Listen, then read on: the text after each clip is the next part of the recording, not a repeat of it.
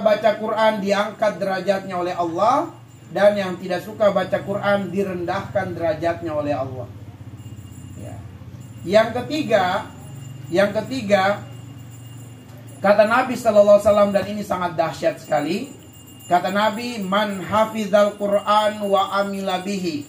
Siapa yang menghafal Quran, kemudian beramal berdasarkan Al-Quran, adakhalahullahu al-jannah. Allah pasti memasukkannya ke dalam surga. Allah pasti memasukkannya ke dalam surga. Tidak cukup sampai di situ. Wa syafa'ahu fi asyarati min ahli baitihi qad istaujabu an-nar. Lalu dia diberikan izin oleh Allah untuk mencari dan menarik 10 orang anggota keluarganya yang harusnya berada di neraka, tapi bisa diselamatkan keluar dari neraka dan masuk surga. Allah beri kewenangan dia, cari 10 orang anggota keluargamu yang masuk neraka untuk masuk surga. Ini keistimewaan yang luar biasa. Karena nanti di dalam surat Al-Mudatsir dari ayat 38 sampai ayat 47, yang masuk surga itu akan mencari orang-orang yang dikenalnya di dunia. Yang pertama-tama dia cari itu keluarganya sebelum dia cari yang lain.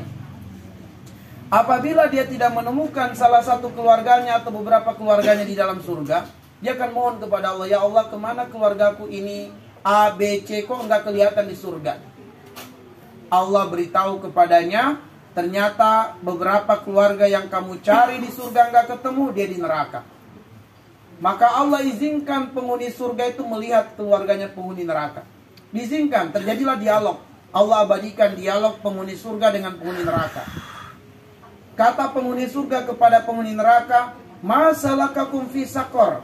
Apa yang membuat kamu dilempar ke dalam neraka?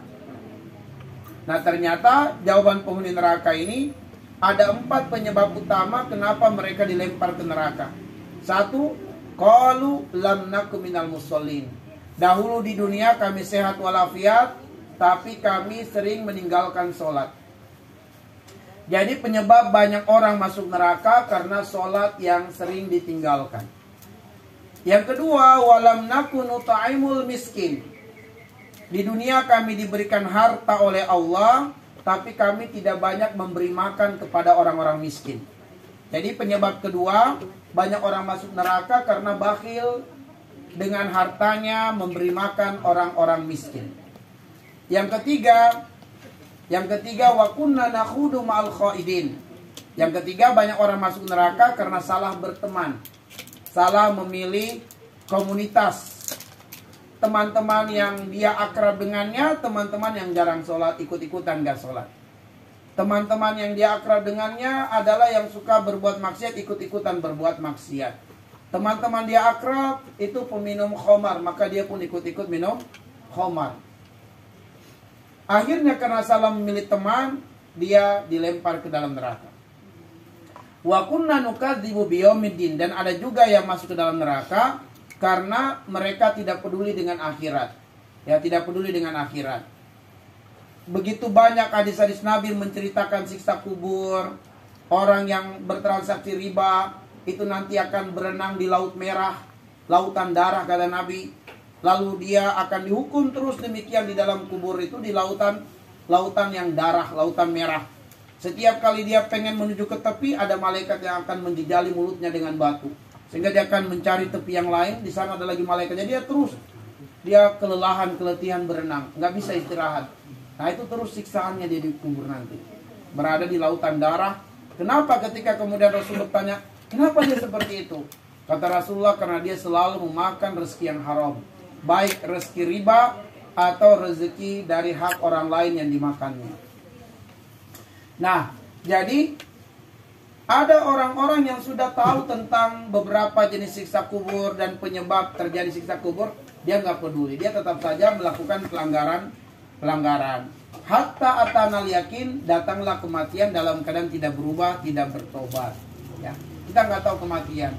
Kemarin ada tetangga dekat dari klinik kami, langsung suami istri meninggal di hari yang bersamaan.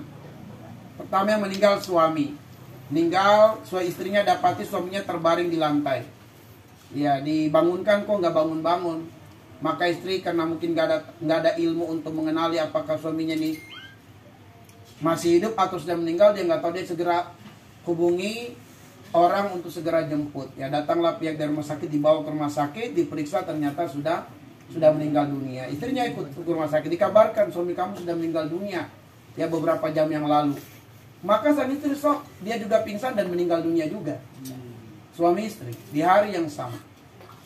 Ya, di hari yang sama. Ya, kemarin kejadiannya ya, hari kemarin. Nah, kita nggak tahu kapan kematian itu terjadi pada diri kita. Kata Allah, wa ma tadri nafsun madza taksibu, dan nggak ada yang tahu apa sebab matinya kita nih. Kita nggak tahu apakah sebab kematian kita karena shock, sakit, atau musibah, atau apa. Kita nggak tahu. Kemarin berita kabar ya, pesawat India Air 250 orang lebih meninggal dunia. Ya, baru lepas landas, tidak lama kemudian jatuh ya, menabrak bangunan, meninggal semuanya. Yaitu ditakdirkan matinya bersamaan semua. Kita nggak tahu. Nabi cuma mengatakan, Allah berfirman, wa ma tadri nafsun madza wa ma tadri nafsun bi ayyi ardin tamut. Nggak ada yang tahu di bumi mana dia hembuskan nafas terakhir. Nabi mengatakan, idza aradallahu qabda abdin bi ardin ja'ala lahu hajatan ilaiha. Kalau Allah mentakdirkan kematian seseorang di suatu tempat, Allah takdirkan orang itu punya kepentingan untuk datang di tempat di mana ruhnya akan dicabut. Nah, kita nggak tahu nih di mana ruh kita akan dicabut, tapi pastinya kita akan mendatangi tempat di mana ruh kita akan dicabut. Nah, bayangkan kalau kematian terjadi secara mendadak, kita nggak ada bekal, nggak ada persiapan. Ya. Andaikan 15 menit ke depan ada malaikat mengabarkan kepada kita kamu akan meninggal dunia. Kira-kira apa yang akan kita gunakan di 15 menit yang bersisa ini? Saya yakin setiap detiknya itu akan kita gunakan dengan khusyuk, dengan doa, dengan zikir, dengan setiap detiknya. Kita nggak mau lewatkan setiap detiknya sampai 15 menit berakhir. Ya. Tapi karena kita nggak tahu, makanya kita lalai-lalai saja. Padahal kita nggak tahu nih, apakah kalau dosa sudah pasti, tapi apakah cukup bekal perjalanan kita nih? Sementara mau pulang kampung saja, itu bekal luar biasa. Apalagi untuk perjalanan menuju kubur, perjalanan menuju mahsyar, perjalanan menuju akhirat, ini mesti bekal yang lebih banyak lagi yang harus kita persiapkan. Persoalannya, bekal itu hanya di dunia ini kesempatannya. Nggak ada kesempatan lainnya. Kalau tidak di dunia, habislah kita. Ya, maka karena itu, selagi kita diberikan kesempatan hidup oleh Allah, di antara bekal yang akan membuat kita bernostalgia, berbahagia nanti kalau dikubur adalah kita bersyukur ada acara pengajian Iqabzah yang rutin setiap bulan. Sebab kata Nabi, setiap langkah ini pahala, setiap langkah ini pengguguran dosa. Setiap langkah ini akan mengundang doa-doa malaikat berupa rahmat. Kata Nabi, man kharaja li talibil ilmi fahuwa fi sabilillah hatta yarji. Bahwa orang yang melangkahkan kaki untuk ilmu itu jihad di jalan Allah Subhanahu wa taala. Doa-doanya mustajab. Kata Nabi, innal malaikata tada'u ajnihataha li talibil ilmi huwa ridho bima yatlu. Malaikat membentangkan sayap untuk dilalui oleh orang-orang yang mencari ilmu, karena malaikat sangat berbahagia. Mulai dari rumah tadi, sayap malaikat dibentangkan. Ya, kita berjalan di atas sayap malaikat, dimudahkan sampai ke sini semuanya. Ya. Bayangkan malaikat sampai merendahkan diri, sayapnya diinjak, dilalui oleh kendaraan kita, karena malaikat sangat ridho dengan apa yang kita akan datangi, yaitu ilmu. Nah, karena itulah bahwa pertemuan kita